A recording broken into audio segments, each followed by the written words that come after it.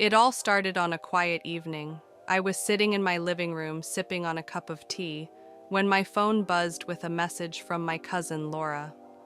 Laura and I weren't particularly close, but we stayed in touch every now and then. She texted, "Hey, did you know about your mom's will?" I paused, staring at the message. My mom had never mentioned anything about a will to me. It wasn't something we'd ever discussed. My hands trembled slightly as I typed back, "What will? What are you talking about?" Laura replied quickly, "I overheard Aunt Martha talking about it at the family gathering last weekend. She said your mom left everything to your brother, Daniel." I couldn't believe what I was reading. My mind raced with questions. Why would my mom leave everything to Daniel? It didn't make sense. Sure, Daniel was her golden child, the one who could do no wrong in her eyes, but this was extreme. I'd always thought my mom cared about me too, even if I didn't get as much attention as Daniel. I decided to call Laura to get more details. The phone rang twice before she picked up. "Laura, what exactly did you hear?" I asked, trying to keep my voice steady. "Like I said," Laura began, "Aunt Martha was talking about it to someone else. She said your mom's will names Daniel as the sole heir. I'm not sure why she'd do that, but it sounded pretty final. I thought you should know." "Thanks for telling me," I said, though my voice was heavy with disbelief.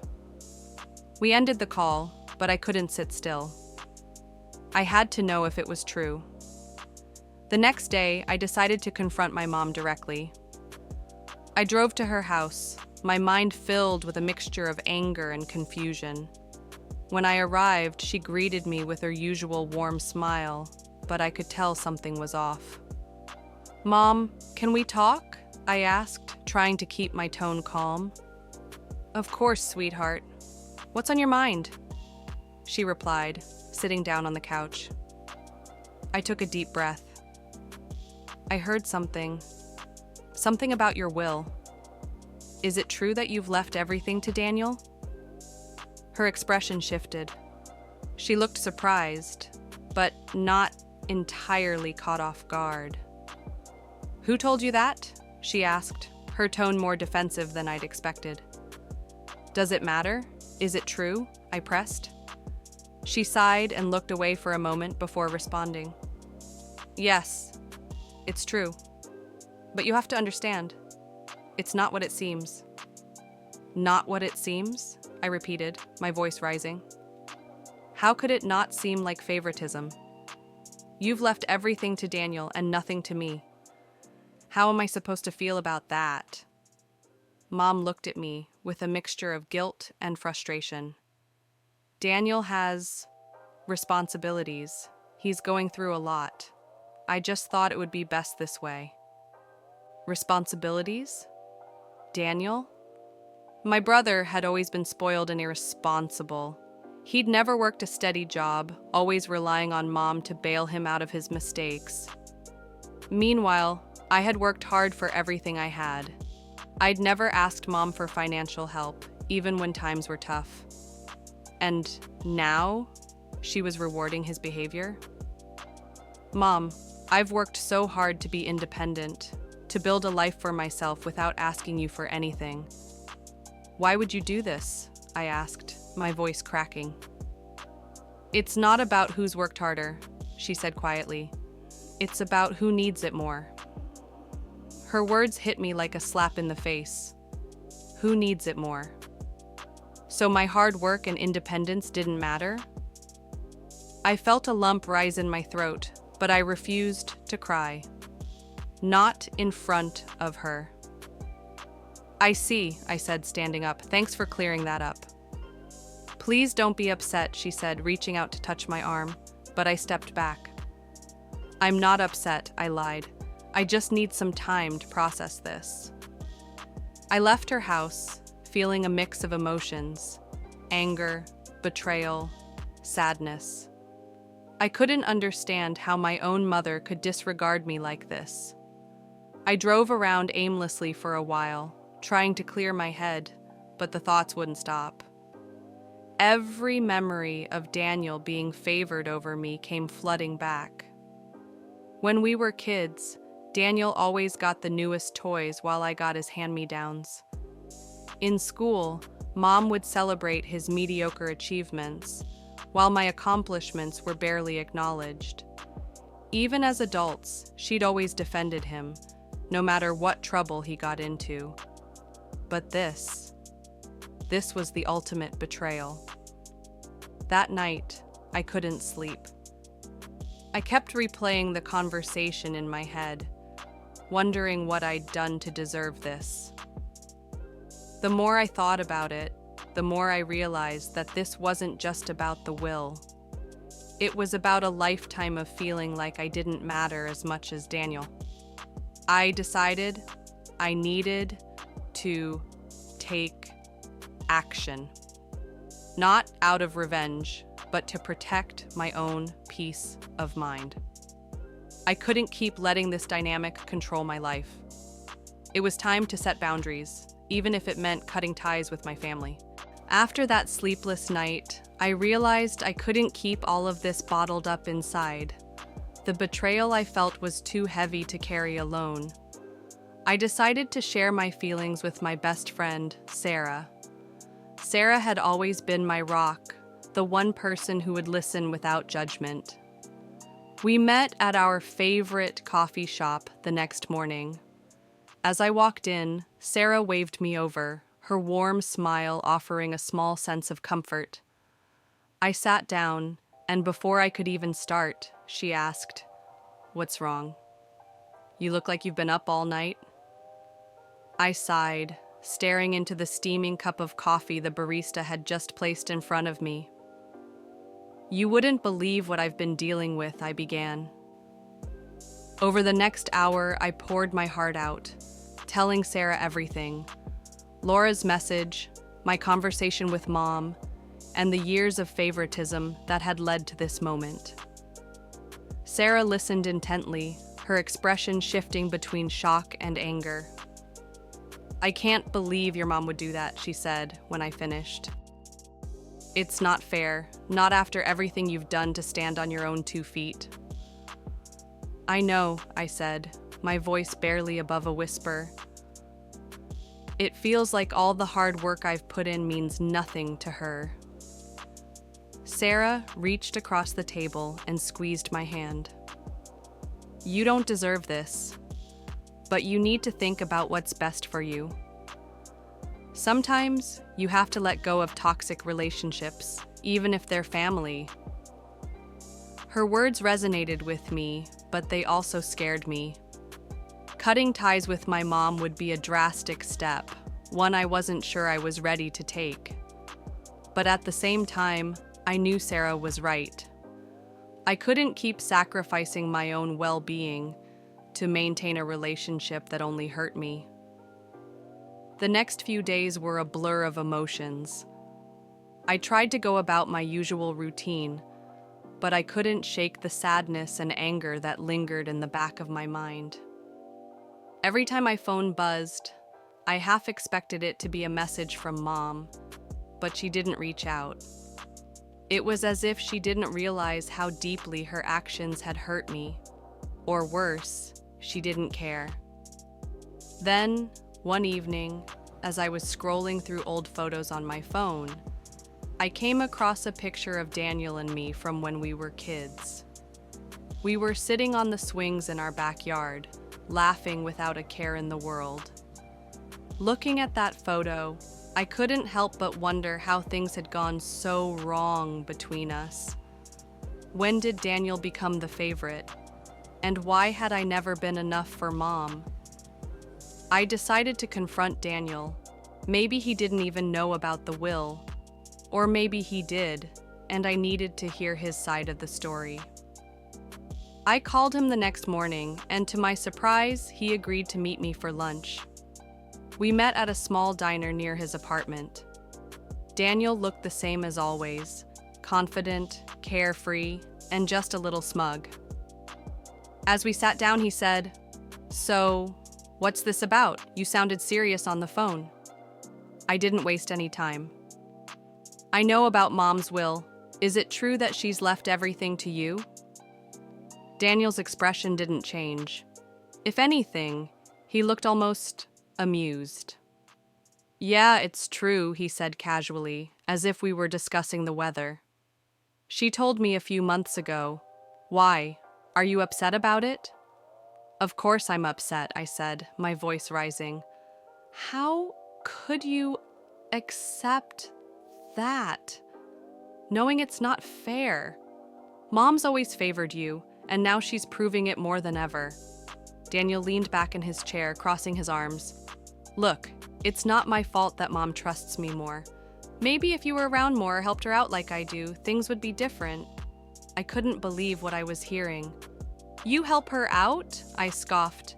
"You've been taking advantage of her generosity for years, Daniel. Meanwhile, I've been working hard to make something of myself without asking for her help. How is that fair?" "Life isn't fair," he said with a shrug. "Maybe you should stop whining and just accept it." His dismissive attitude was the final straw. I stood up, grabbing my bag. "You know what, Daniel? You can have everything Mom's giving you, but don't expect me to stick around and watch you waste it. Enjoy being the favorite." I walked out of the diner, my heart pounding. As angry as I was, I also felt a strange sense of relief. For the first time, I was beginning to see things clearly. Daniel and Mom had made their choices, and now it was time for me to make mine. That evening, I started drafting a letter to Mom. I knew I needed to tell her how I felt, but I also knew I couldn't do it face to face. The wounds were too fresh, and I wasn't ready for another confrontation. In the letter, I poured out everything: my feelings of betrayal, my frustration with the years of favoritism, and my decision to step away from the toxic dynamic. I didn't know if she'd understand or even care, but I needed to do it for myself. When I finished, I sealed the letter in an envelope and placed it on my desk. I didn't send it right away. I wanted to sleep on it, to make sure this was really what I wanted to do. But deep down, I knew there was no turning back. This was the first step toward reclaiming my peace and building a life where I finally came first. The next morning, I woke up feeling a strange mixture of anxiety and determination. I sat on the edge of my bed, staring at the envelope on my desk. I knew I had to send the letter, but part of me still hoped for a miracle. Some sign that things could change without me having to take such a drastic step.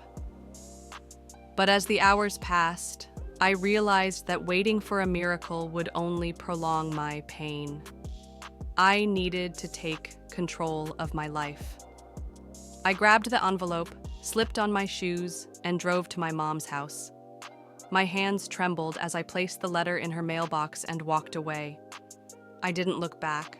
I couldn't. That evening, I felt an odd sense of relief. For the first time in years, I had taken a stand for myself. But the relief was short-lived. My phone buzzed with a call from Mom. I stared at the screen, debating whether to answer. Finally, I picked up. "Hi, Mom," I said cautiously. "I got your letter," she said, her voice heavy with emotion. "How could you say those things? How could you accuse me of not loving you?" "Mom, it's not about love," I said, trying to keep my voice steady. "It's about fairness. It's about feeling like I matter to you. Do you have any idea how much it hurts to know you've left everything to Daniel? After all the years I've spent trying to prove myself to you, this is the thanks I get?" "You don't need to prove anything to me," she said, her voice trembling. "I love you both equally." "If that's true, then why does it feel like Daniel is your only priority?" I asked. "Why does he get everything while I get nothing? She didn't respond right away. When she finally spoke, her voice was quiet. Daniel needs my help more than you do. You're strong, independent. He's not. And whose fault is the pot? I shot back. You've spent his entire life bailing him out of trouble, and now you're rewarding him for it. Meanwhile, I've had to work twice as hard for half the recognition. Do you have any idea how exhausting that is? I didn't realize you felt this way, she admitted, her voice barely above a whisper. Because you never bothered to ask, I said, my anger bubbling to the surface. You were too busy making excuses for Daniel to notice how much it hurt me. And now, it's too late. I'm done trying to compete for your attention. There was a long silence on the other end of the line. Finally, Mom said, I'm sorry. I'm so sorry. I never meant to hurt you. Her apology caught me off guard, but it didn't erase the years of pain. I appreciate the apology, Mom, but it doesn't change anything. I need some space for my own sanity. What does that mean? She asked, panic creeping into her voice. It means I'm stepping back from this family dynamic, I said. I'll always love you, but I can't keep putting myself in situations where I feel undervalued and overlooked. It's not healthy for me. We ended the call shortly after, and I felt a wave of emotions wash over me. Sadness, relief, guilt, anger. It was a lot to process, but I knew I had made the right decision. In the days that followed, I threw myself into my work and hobbies, trying to distract myself from the pain. I started journaling as a way to sort through my feelings. Writing down my thoughts helped me see things more clearly. I realized that my decision to step back wasn't just about the will, it was about reclaiming my sense of self-worth. One afternoon, as I was cleaning out some old boxes in my closet, I came across a stack of family photos. There were pictures of birthday parties, holidays, and family vacations. In every photo, Mom's smile was warm and genuine. It was a painful reminder of the good times we'd shared, but it also made me question whether those moments had been as perfect as they seemed. I decided to call Sarah and share what I was feeling. Is it wrong that I'm still so angry? I asked her. Even after Mom apologized, I can't seem to let it go. It's not wrong, Sarah said gently. Healing takes time. You've been carrying this pain for years, so it's not going to disappear overnight. But the fact that you're acknowledging your feelings and taking steps to protect yourself, that's progress. Her words gave me some comfort, but I knew I still had a long way to go. The next step was addressing my relationship with Daniel. Even though I'd walked away from the family dynamic, I couldn't completely ignore the fact that he was my brother. Whether I liked it or not, he was part of my life. I decided to write him a letter, much like the one I'd written to Mom. In it, I explained how his actions and Mom's favoritism had affected me. I didn't expect him to understand or even care, but I needed to get it off my chest. I ended the letter by saying that I hoped we could find a way to rebuild our relationship someday, but only if he was willing to take responsibility for his behavior.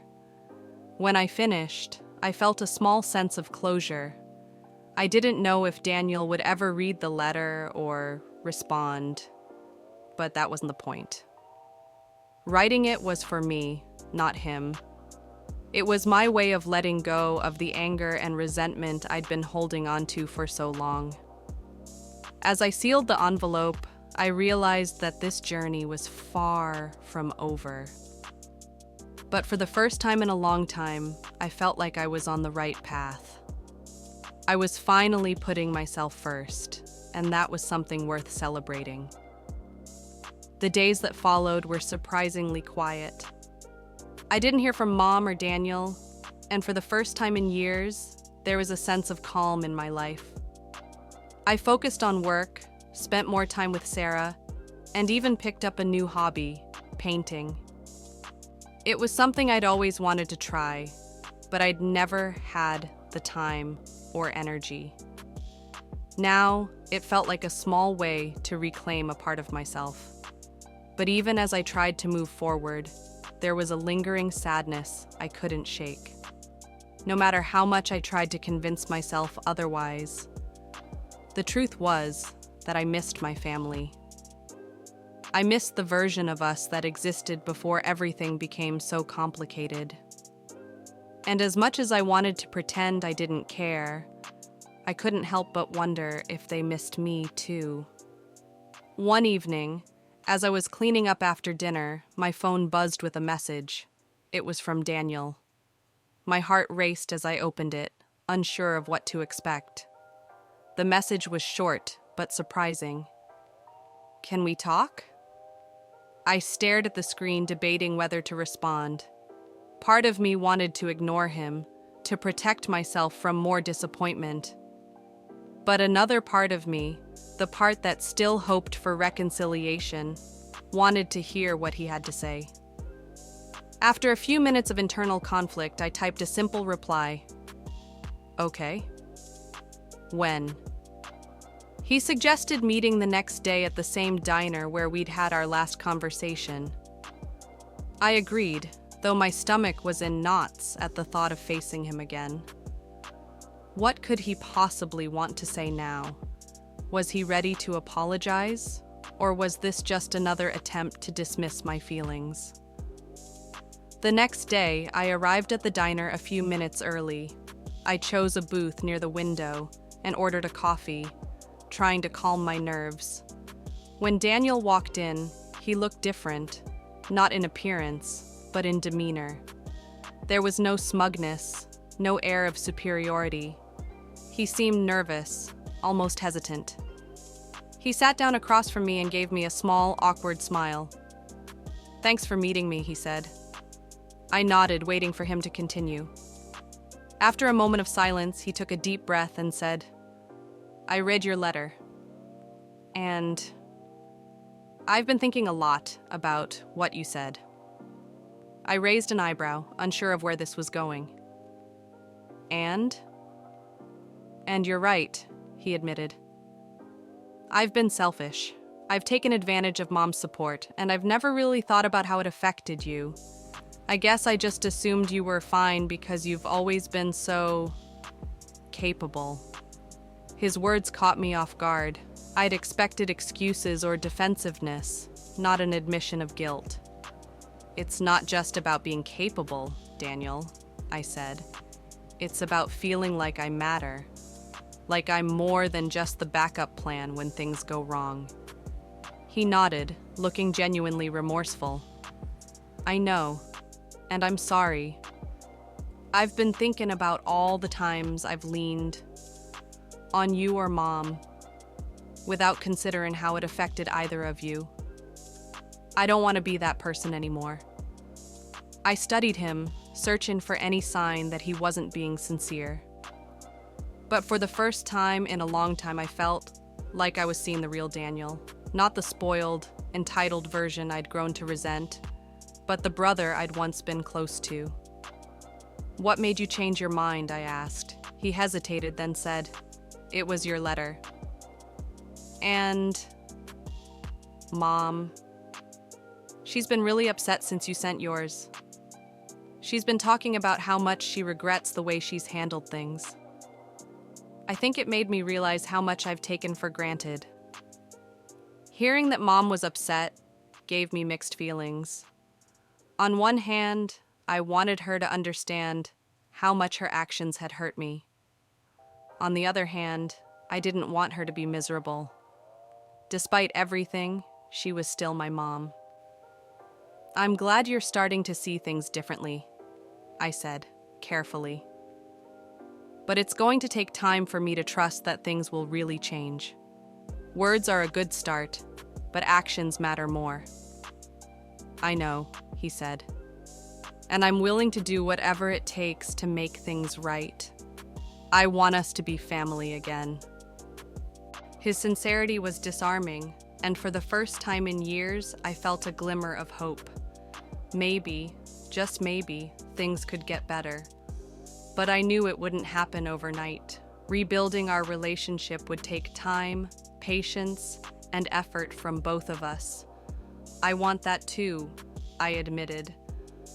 "But we need to set some boundaries. I'm not going to put myself in a position where I feel undervalued again." "Fair enough," he said. "I'll do my part, I promise." We talked for a while longer, discussing ways we could improve our relationship and support each other moving forward. By the time we left the diner, I felt a cautious sense of optimism. It wasn't a perfect resolution, but it was a step in the right direction. That evening, I received another call from Mom. This time, she sounded more composed. "Daniel told me about your conversation," she said. "I'm so glad you two are starting to work things out. And I want you to know that I've been thinking a lot about what you said in your letter. You were right, and I'm sorry." Her apology felt more genuine this time, and it brought tears to my eyes. "Thank you, Mom," I said. "That means a lot to me, but like I told Daniel, it's going to take time to rebuild trust. I need to see actions, not just words." "I understand," she said, "and I'm willing to do whatever it takes to make things right. I just want my family back." For the first time in what felt like forever, I felt a glimmer of hope that maybe, just maybe, we could find a way to heal. It wouldn't be easy, and it wouldn't happen overnight, but I was willing to try, as long as they were too. The next few weeks felt like a fragile truce had been established. Mom called more often, and while our conversations were still a bit awkward, they were undeniably warmer. Daniel also made an effort to stay in touch, sending texts every few days, and even inviting me out for coffee. It was a small but meaningful step, and I appreciated the effort. But despite these improvements, I couldn't fully let my guard down. Years of feeling overlooked and unappreciated weren't something I could forget overnight. I still had doubts lingering in the back of my mind. Were they truly changing, or was this just a temporary phase? One day, Mom called and asked if I could come over for dinner. "I want us to have a family meal together," she said. "It's been so long since we all sat down like we used to." The invitation caught me off guard. Family dinners had always been a tradition growing up, but they'd become less frequent as we got older. I hesitated, wondering if this was a good idea. But something in Mom's voice, an earnestness I hadn't heard in years, made me agree. When I arrived at the house that evening, it was like stepping back in time. The dining table was set with Mom's best dishes, and the smell of her homemade lasagna filled the air. Daniel was already there, sitting at the table with a nervous but hopeful expression. "Hi," he said when he saw me. "I'm glad you came." "Me too," I replied, though I wasn't entirely sure I meant it. Mom emerged from the kitchen, her face lighting up when she saw me. "Oh, it's so good to have you here," she said, pulling me into a hug. It felt genuine, and for a moment, I allowed myself to believe that maybe things were finally starting to change. Dinner started off pleasantly enough. We talked about work, shared funny stories from our childhood, and even laughed together, something we hadn't done in a long time. For a brief moment, it felt like the family I'd always wanted us to be. But as the meal went on, the conversation took a more serious turn. Mom cleared her throat and said, "I've been doing a lot of thinking since we last talked about the will." My stomach tightened. I wasn't sure I was ready for this conversation, but I nodded for her to continue. I made a mistake, she said. I thought I was doing what was best, but I see now that it was unfair. I should have involved both of you in that decision, and I'm sorry for not considering your feelings. Her words were a relief to hear, but they also stirred up a lot of emotions I hadn't fully dealt with. Thank you for saying that, I said. It means a lot to hear you acknowledge it. But it's not just about the will, Mom. It's about feeling like I've always been second place in this family. Mom's face fell, and she looked genuinely pained. I never meant for you to feel that way. I thought Daniel needed more help because of everything he's been through. But I see now that I should have done more for you too. Daniel spoke up then, his voice quiet but firm. Mom's right. I've taken advantage of you both for years, and I'm sorry. I didn't realize how much it was hurting you until recently. I want to make it right. The sincerity in their words was overwhelming, and for the first time in a long time, I felt like they were truly listening. But I also knew that words weren't enough. Actions were what mattered. I appreciate what you're saying, I said, but if we're going to move forward, things need to change. We need to start treating each other as equals. No more favoritism, no more assumptions. We all deserve to feel valued. Mom and Daniel both nodded, their expressions serious. You're right, Mom said. I want us to be a real family again, and I'm willing to do whatever it takes to make that happen. The rest of the evening was spent discussing practical steps we could take to rebuild our relationships. Mom promised to revise the will to make it fair, and Daniel offered to take on more responsibilities so he wouldn't have to rely on Mom as much. It wasn't a perfect solution, but it was a start. As I drove home that night, I felt a mix of emotions. Hope for the possibility of a better future. Relief that my voice was finally being heard. And cautious optimism because while things were far from perfect, they were heading in the right direction. The next day, I received a surprising text from Daniel. Hey, I've been thinking about how I can show you I'm serious about changing. Can we meet up? I have something I want to share with you. Curious but hesitant, I agreed. We met at a small coffee shop near my apartment, and he looked more nervous than I'd ever seen him. What's this about? I asked. He took a deep breath and pulled out a folder. It's my plan to become more independent, he said. I've been looking into jobs, and I've already applied to a few. I'm also signing up for a financial management course to learn how to budget better. I know it's just a start, but I want you to know that I'm serious about changing. His gesture was unexpected, but deeply meaningful.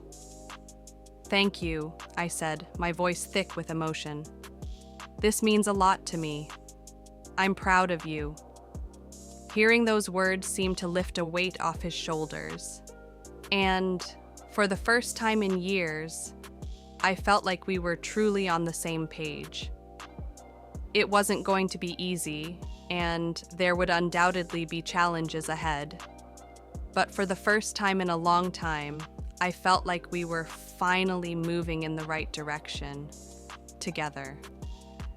The following weeks were like entering a new chapter in my life.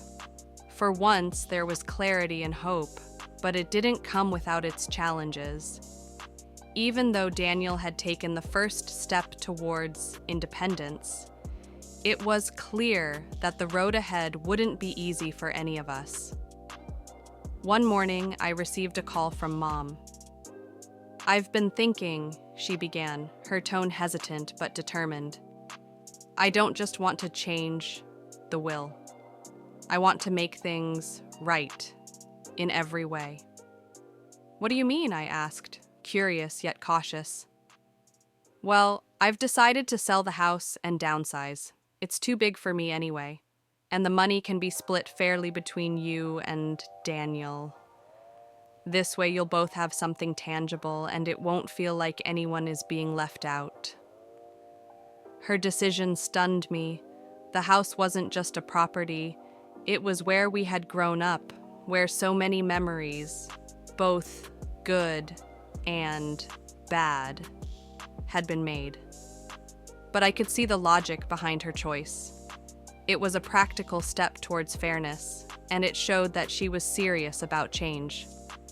That's a big decision, Mom, I said, my voice soft. Are you sure you're ready for that? I am, she replied. It's time for a fresh start for all of us. Over the next few weeks, the house was put on the market, and Mom began the process of packing up decades of memories. Daniel and I helped as much as we could, sorting through old photo albums, childhood toys, and other mementos. It was a bittersweet experience, but it also brought us closer together. For the first time, it felt like we were working as a team, rather than competing for attention or approval. One evening, as we were going through a box of old letters, Daniel came across a worn-out notebook. "Hey, do you remember this?" he asked, holding it up with a smile. I took the notebook from him and flipped through its pages. It was a journal we had kept as kids, filled with silly drawings, secret codes, and grand plans for adventures we never quite managed to embark on. Seeing it brought a wave of nostalgia, and I couldn't help but laugh. "I can't believe you kept this," I said. "Mom saved it," he admitted. "She said she couldn't throw it away because it reminded her of when we actually got along." His words struck a chord, and for a moment the weight of the past seemed to lift. "Maybe it's time we started making new memories," I said. "Ones that don't involve fighting or resentment." Daniel nodded, his expression thoughtful. "I'd like that." As the house sale progressed, Mom moved into a smaller, cozier apartment nearby. True to her word, she split the proceeds from the sale equally between Daniel and me. It was a gesture that went beyond money. It was an acknowledgement of her mistakes and a step toward healing the wounds they had caused. With his share, Daniel was able to pay off some debts and invest in his future. He found a steady job and even started taking night classes to further his education. Seeing him take responsibility for his life filled me with a sense of pride I hadn't felt in years. For my part, I used the money to finally pursue a dream I had always put on hold, starting my own small business. It was a risk, but for the first time, I felt supported, not just financially, but emotionally as well. Mom and Daniel were my biggest cheerleaders, and their encouragement meant more than they could ever know. As time went on, our family dynamic continued to evolve. We weren't perfect. No family is. But we were learning to communicate, to respect each other's boundaries, and to appreciate one another's strengths. The resentment and jealousy that had once defined our relationships were gradually being replaced by understanding and mutual support. One day, as we gathered for a casual lunch at Mom's new apartment, I looked around the table and felt a deep sense of gratitude. We had come a long way from where we had started. The wounds of the past hadn't completely disappeared, but they were healing, and that was enough. "I'm proud of us," Mom said suddenly, her voice breaking the comfortable silence. "We've been through so much, but we're still here, still a family." Her words resonated deeply, and for the first time in a long time, I felt a sense of peace. "Me too," I said, smiling at her and Daniel. "We've come a long way." That day marked a turning point. It wasn't the end of our story, but rather the beginning of a new one. one filled with hope, growth, and the promise of better days ahead. And as I looked at the people sitting beside me, I knew that no matter what challenges lay ahead, we would face them together as a family.